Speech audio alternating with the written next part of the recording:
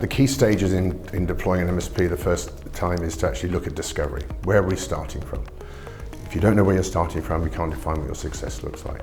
So what does your internal landscape look like? What does the supply chain look like? What are the needs of your stakeholders?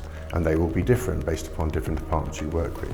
What does your internal IT infrastructure looks like? Because you may well likely have to deploy IT to manage the inflow and outflow of those contractors.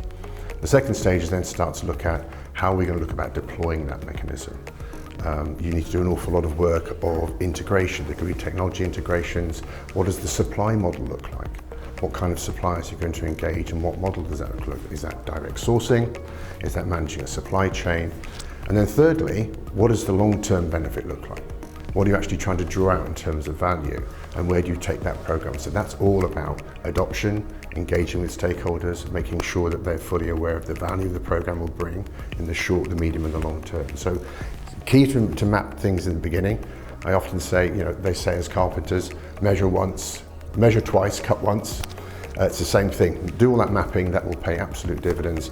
Then start to look at how you're going to meet the requirements of the business. Be very clear on the goals you're setting out and what you're going to achieve and how you're going to measure success. And then make sure you're following up with, are people adopting the model and does it meet the requirements you set out from the beginning?